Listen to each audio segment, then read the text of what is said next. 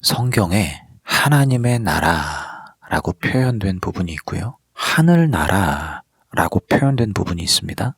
일반 성도들은 이 하나님의 나라와 하늘나라가 무슨 차이가 있는가? 같은 말인가? 다른 말인가? 헷갈려 하세요. 그래서 성경에 하나님 나라 이렇게 얘기하면 그거를 하늘나라로 다 이해를 대부분 합니다. 죽어서 가는 천국으로 이해하는 거죠. 그러나 오히려 반대입니다. 하늘나라라고 표현된 것이 저 죽어서 가는 천국이 아니라 이 땅에서 누리는 하나님의 나라, 이것을 1차적으로 의미하는 거거든요. 그러니까 성경에 하늘나라라고 표기된 부분들은 대부분 다 하나님의 나라라고 이해하시면 되는 겁니다. 하늘나라가 아니라 하나님의 나라를 뜻하는 거예요. 자, 그렇다면 왜 성경의 일부분에 하늘나라라고 그렇게 표기를 했을까? 특별히 마태복음이라고 하는 복음서에 하늘나라라고 표기가 된 게 많거든요. 이것은요, 이 마태복음이라고 하는 이 성경 자체가 유대인들에게 쓰여진 복음이 유대인들을 대상으로 한, 유대인들 같은 경우는 당시 하나님이라는 표현을 조심스럽게 사용했습니다. 뭔가 기록을 할 때도 하나님이라는 단어를 직접적으로 사용하기보다는 우회적인 표현들을 간접적으로 썼어요. 그래서 하나님을 하늘이라고 표현하기도 하고 하나님의 권세를 하늘의 권세 이런 식으로 표현을 했던 거죠. 그래서 유대인들을 향하여 쓴 복음서이기 때문에 하나님을 하늘로 이렇게 대치시켜서 기록을 한 겁니다. 다시 정리하자면 하늘나라라고 표기된 성경 구절을 여러분이 발견하면 그것은 하나님의 나라를 뜻하는구나, 이렇게 이해하시면 됩니다.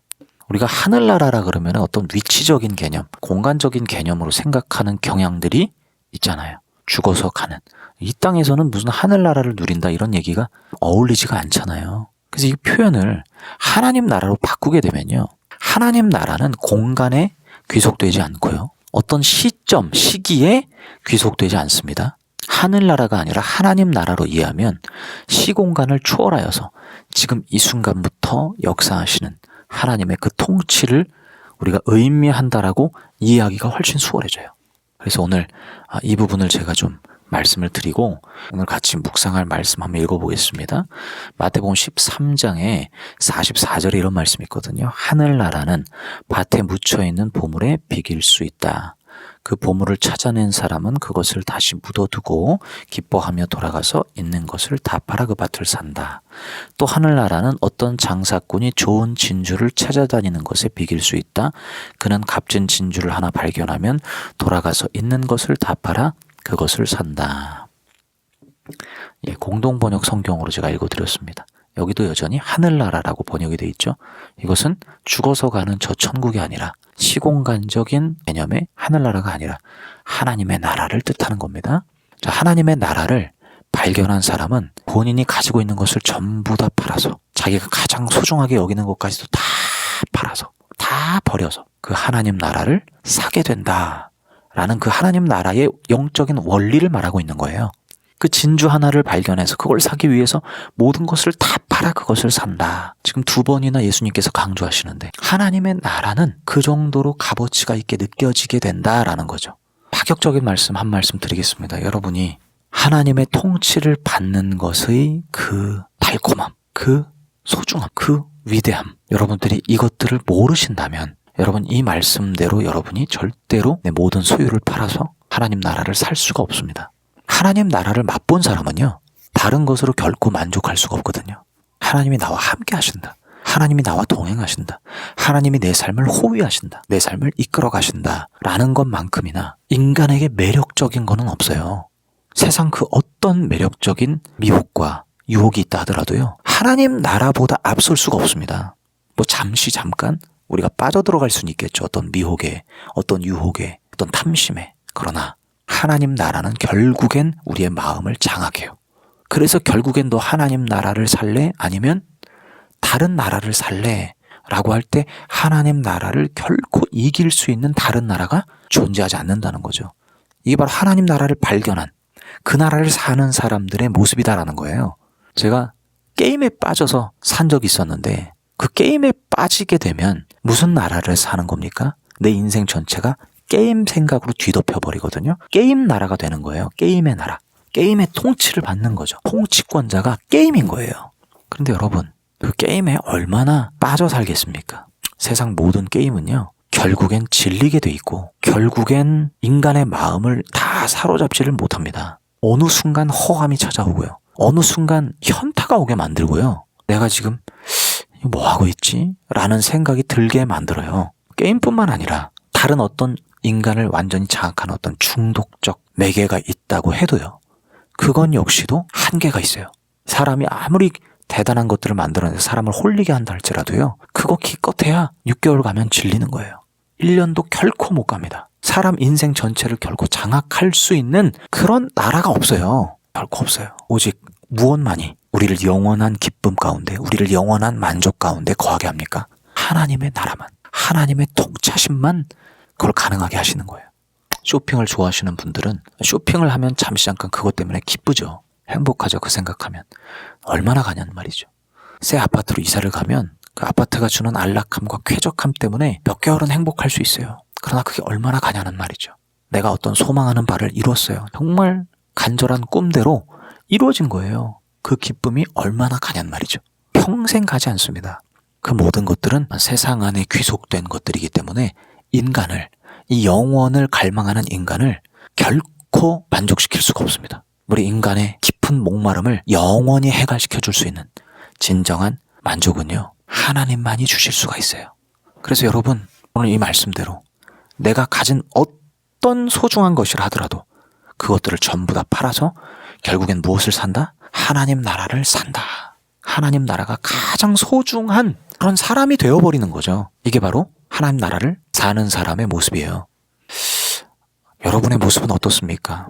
제가 종교인과 그리스도인을 계속 구분지어서 설명할 때가 많은데요.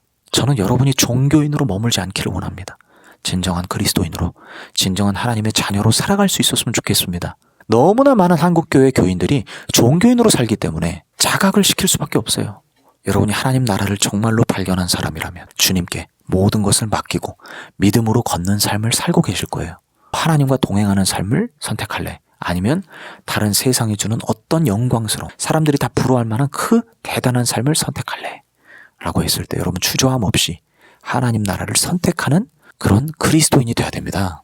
그러므로 만약 내가 하나님 나라를 그렇게 가치 있게 여기는 것 같지 않다. 하나님 나라가 잘 뭔지도 모르겠고 주님과 동행하는 것이 뭔지도 모르겠고 그냥 뭐 주일날 교회 가고 가끔 뭐 행사 있으면 교회 가고 예배 생활하고 적당하게 신앙생활 하는 게 그게 하나님 나라 아닌가, 그게 천국 가는 삶 아닌가, 여러분 이렇게 생각하고 있다면 안타깝게도 종교인의 생활을 하고 있을 확률이 커요. 그럼 이 말씀, 모든 것을 다 팔아 하나님 나라를 산다라는 게 전혀 공감이 되지를 않아요. 그런데 돌이켜서 달라져서 마음이 완전히 새로워져서 하나님과 동행하는 것이 가장 나에게 큰 기쁨이다.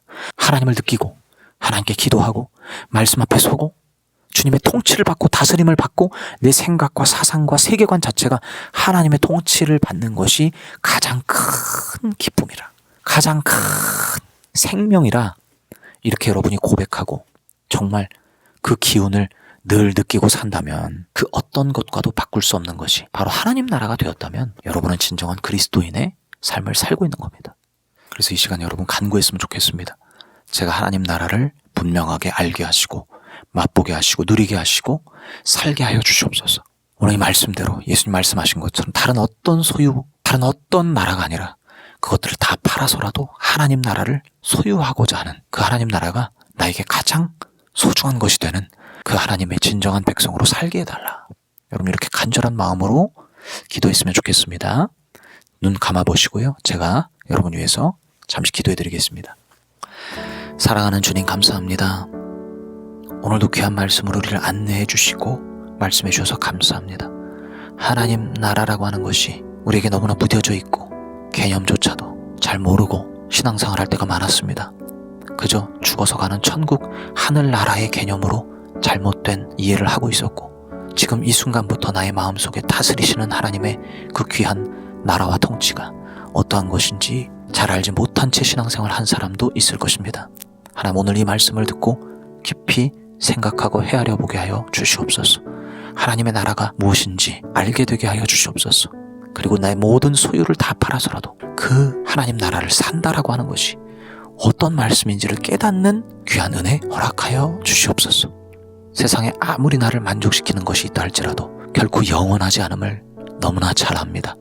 인생을 살아오며 매번 느끼는 것이 그러한 허탈함이고 허무함이고 내 삶의 진정한 만족은 오직 하나님만이 주실 수 있다는 것, 그것은 분명하게 알 것입니다.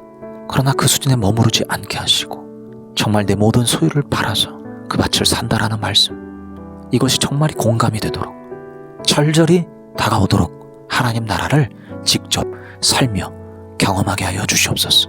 주님께 믿음으로 다 내어드리지 못하면 내 삶을 여전히 내가 붙잡고 있고 내가 이끌고 가고 있다면 이 하나님의 나라는 누려질 수 없습니다. 맛볼 수가 없습니다. 진정한 믿음을 갖게 하시고 참된 믿음으로 하나님 앞에 다 내어드려서 내 삶이 주님의 인도를 받는 삶이 되도록 축복하여 주시옵소서. 그 영적 귀한 도전을 오늘 우리에게 하여 주시옵소서. 마음밭이 달라지게 하여 주시옵소서.